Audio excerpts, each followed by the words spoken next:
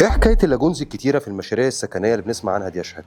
طيب انا هطول شويه الحقيقه في الفيديو ده. النهارده بقى الوضع كأن انت لو ما عملتش لاجون في مشروع يبقى ما ينفعش تطرح المشروع. انا مش ضد فكره اللاجون تماما، بالعكس هو اوبشن ممتاز في اي مشروع من حيث الشكل والاستخدام، لكن ما تبقاش عامل مشروع قد كده وتقول انا هعمل لاجون 10 و15 فدان. ده رقم واحد. رقم اتنين، حضرتك تكلفه انشاء اللاجون كام وسعر البيع بتاعك كام؟ ما هو اي مشروع في الدنيا وهو بيتسعر انا بحط التكلفه بتاعتي واي اوفر هيد وبحسب عامل المخاطره وما الى ذلك، وبعدين بضيف الربح بتاعي. انت اصلا بند التكلفه لوحده كبير جدا عليك انك تضحي بجزء كبير من المشروع في هيئه لاجون وبعدين تبيع بتسعير قليل، فانت بتعمل حاجه غير منطقيه يا اما انت مش حاسبها كويس. طيب رقم 3، انت هتجيب الميه منين؟ في المشاريع الساحليه الموضوع بسيط، الميه بتيجي من البحر وبتعمل لها معالجه وشكرا على كده. لكن في المشاريع السكنيه عندك 3 حلول منطقيين، ويا ريت لو في حد مهندس او عنده معلومه مختلفه يفيدنا بيها. اولا انك تجيب من ميه الشرب بموافقه حكوميه، وده طبعا مستحيل تماما ان هو يحصل. ثانيا انك تجيب من محطه صرف صحي قريبه وتعمل لها معالجه، ودي تكلفه عاليه جدا جدا عشان تقدر تنقل الميه وتعمل لها المعالجه على اكتر من مرحله بالشكل المطلوب. ثالثا ان يكون عندك تحت ارضك ابار، وده اكتر حل واقعي، لكن انت محتاج تشير معانا ده اصلا موجود عندك ولا لا،